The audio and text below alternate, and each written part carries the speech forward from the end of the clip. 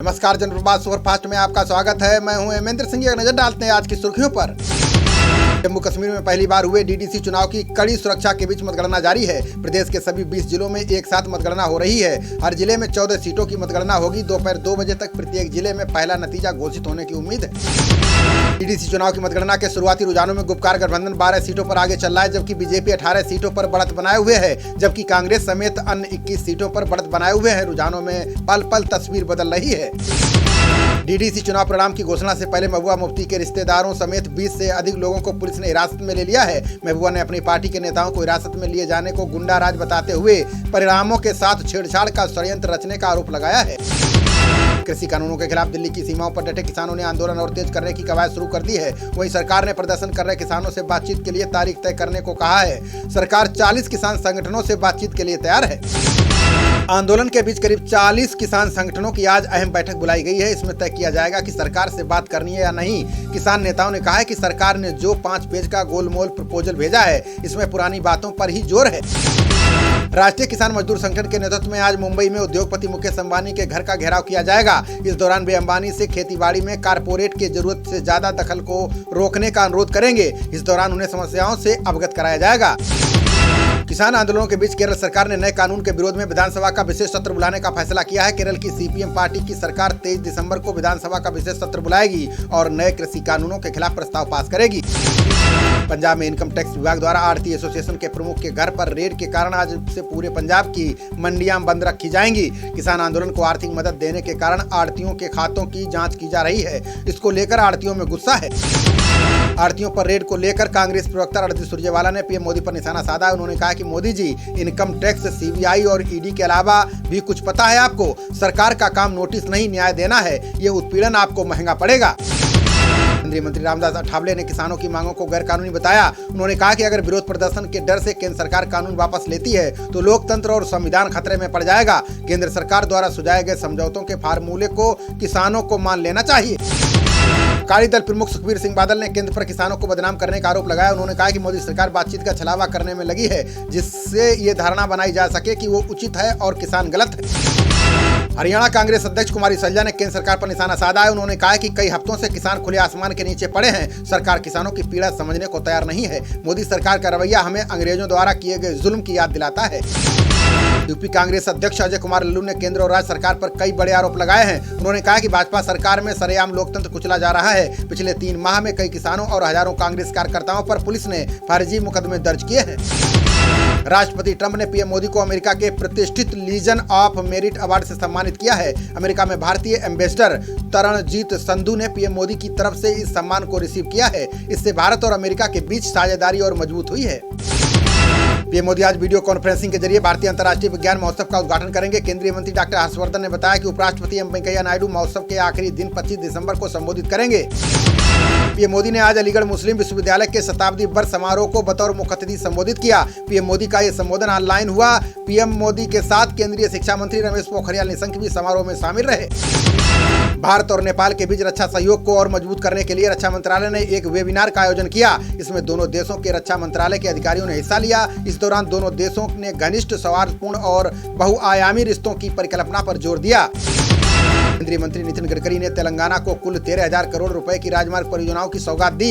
इन परियोजनाओं की कुल लंबाई 766 किलोमीटर है। गडकरी ने कहा कि पिछले 6 साल में तेलंगाना के लिए 59 सड़क परियोजनाओं को मंजूरी दी गई है। एरोस्पेस कंपनी बोइंग ने अमेरिकी नौसेना के साथ मिलकर F/A-18 सुपर हार्नेट लड़ाकू जेट का सफल अभ्यास किया। यह अभ्यास भारतीय नौसेना के लिए किया गया। अमेरिकी कंपनी ने भारतीय नौसेना के लिए अपने एडवांस लड़ाकू विमान को बेचने का प्रस्ताव दिया है। बिहार में पुलिसकर्मियों ने शराब नहीं पीने और शराब पर पूरी तरह से पाबंदी लगाने की शपथ ली। बिहार के नए डीजीपी एस.के. सिंघल ने बिहार पुलिस को इसकी शपथ दिलाई। इस दौरान डीजीपी के साथ सभी पुलिसकर्मियों ने आजीवन शराब नहीं पीने की कस्में खाईं। बंगाल में जारी उठापटक के बीच सीएम ममता ने भाजपा से सवाल पूछा है। ममता ने कहा है कि जीसस क्राइस्ट का जन्मदिन राष्ट्रीय अवकाश के रूप में क्यों नहीं मनाया जा सकता? भाजपा सरकार ने इसे वापस क्यों ले लिया है? यहाँ एक तरह की धार्मिक घृणा की राजनीति चल रही है।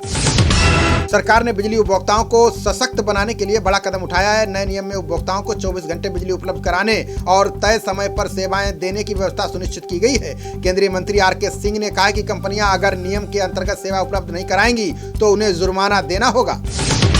भारत में कोरोना संक्रमितों का आंकड़ा 1,75,00,000 के पार पहुंच चुका है। इनमें से अभी तक 1,46,000 लोगों की जान चली गई है। देश में पिछले 24 घंटे में कोरोना के 19,556 नए संक्रमित मरीजों की पुष्टि हुई है, जबकि 301 लोगों की जान जा चुकी है। दुनिया भर में कोरोना के मरीजों की संख्या 7,76,00,000 से ज्यादा हो गई है। इसमें अभी तक 17,08,000 से ज्यादा लोग अपनी जान गंवा चुके हैं। वहीं अमेरिका के कैलिफोर्निया के कुछ कोरोना के मरीजों के बढ़ने से अस्पतालों में बेड्स कम पड़ गए हैं। उड़ीसा की नवीन पटनायक सरकार ने कोरोना को लेकर बड़ा फैसला किया है। राज्य में कोरोना टेस्ट के लिए 100 रुपए की दर तय की गई है। अब किसी भी निजी लैब में 100 रुपए में रैपिड एंटीजन टेस्ट किया जाएगा। कोरोना टेस्ट के लिए देश में ये सबसे सस्ती दर है। एयर इंडिया ने तत्काल प्रभाव से सऊदी अरब जाने वाली अपनी सभी उड़ानों को निलंबित कर दिया। ये कदम ऐसे समय पर उठाया गया जब यूरोपीय देशों में कोरोना के नए स्ट्रेन का पता चला है। सऊदी अरब ने 1 सप्ताह के लिए अपने एयरपोर्ट और बंदरगाह भी बंद कर दिए हैं। अमेरिका के नवनिर्वाचित राष्ट्रपति जो बाइडेन ने सार्वजनिक रूप से कोरोना का टीका लगवाया। इसे टीवी पर लाइव भी दिखाया गया। बाइडेन ने कहा है कि ये टीका लगवाकर लोगों को संदेश देना चाहते हैं कि टीका उपलब्ध होने पर उन्हें टीकाकरण के लिए तैयार रहना चाहिए। यूरोपीय संघ ने बायोनटेक और फाइजर द्वारा विकसित कोरोना के टीके को यूरोपीय संघ के बाजार में उतारने की अनुमति दे दी है। उम्मीद है कि टीके के बाजार में आने के बाद सभी सदस्य देश क्रिसमस के बाद अपने नागरिकों को महामारी से बचाव का पहला टीका लगवाना शुरू करेंगे। भारत के साथ मिलकर रूस स्पुतनिक 5 टीके का उत्पादन करेगा। ये जानकारी रूस के राजदूत निकोले कुदाशेव ने दी है। उन्होंने बताया है कि भारत की कंपनियां सप्लाई चेन बनाने में माहिर हैं, इसलिए दवा क्षेत्र की बड़ी भारतीय कंपनी डॉक्टर रेड्डीज लेबोरेटरीज टीके का उत्पादन करेगी। राजस्थान सीएम अशोक गहलोत ने पीएम मोदी को पत्र लिखा। उन्होंने केंद्र से मांग की है कि सभी नागरिकों को कोरोना का टीका निःशुल्क लगाया जाए। इसके लिए सरकार स्पष्ट घोषणा करे। इससे लोगों में टीके की कीमत और उपलब्धता के बारे में भ्रम की स्थिति नहीं रहेगी।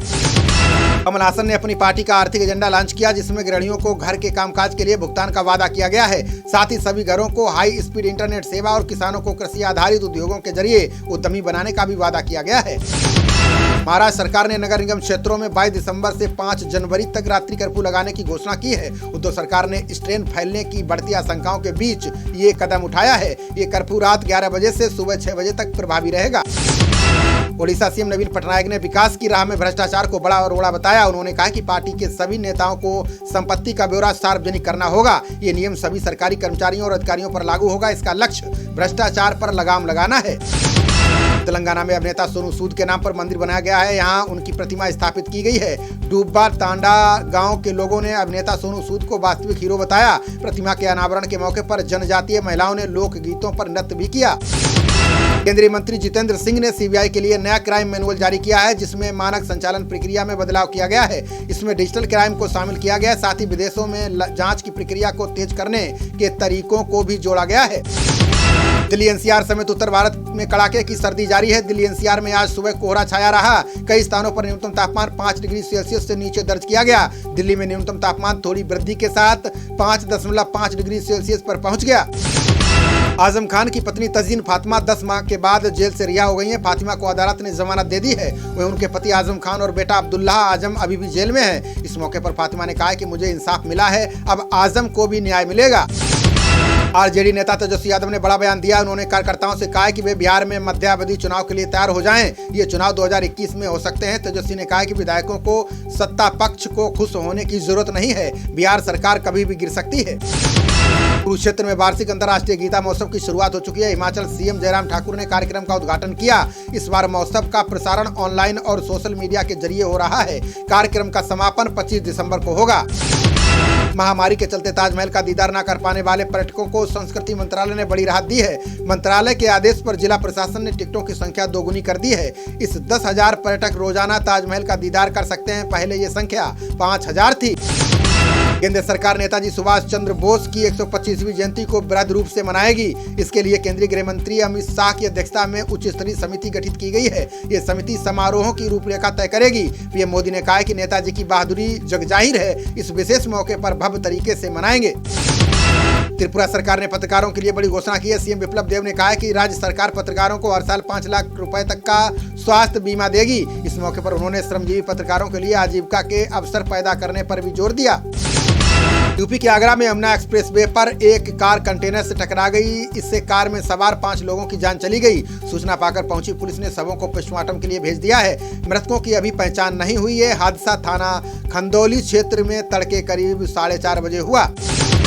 जम्मू कश्मीर के कुलगाम में सुरक्षा बलों को बड़ी कामयाबी मिली है। जवानों ने मुठभेड़ के बाद लश्कर के 2 दहशतगर्दों ने हथियार डाल दिए हैं। दोनों के पास से हथियार और गोला बारूद भी बरामद किया गया है। पूरे इलाके में सर्च ऑपरेशन जारी है। कर्नाटक सरकार ने 26,659 करोड़ रुपए के निवेश प्रस्तावों को मंजूरी दी है। कर्नाटक सीएम बीएस येदियुरप्पा ने कहा है कि इससे लगभग 15,000 लोगों को नौकरियां मिलेंगी। इसके अलावा मंत्रिमंडल ने 85 एकड़ में बनने वाले इलेक्ट्रिक वाहन निर्माण संयंत्र को भी मंजूरी दे दी है।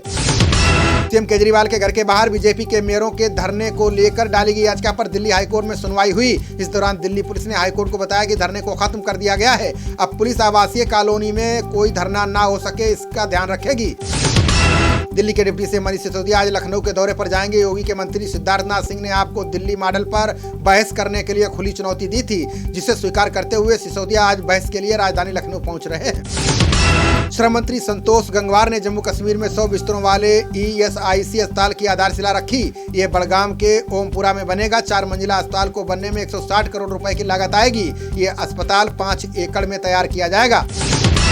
अगले वित्त वर्ष में भारतीय अर्थव्यवस्था 10% की वृद्धि दर्ज करेगी। डेलॉयट की रिपोर्ट वॉइस ऑफ एशिया में कहा गया है कि आर्थिक गतिविधियों में सुधार दिख रहा है। PMI विनिर्माण सूचकांक 2008 के बाद सबसे ऊंचे स्तर पर है। ये अच्छे संकेत हैं।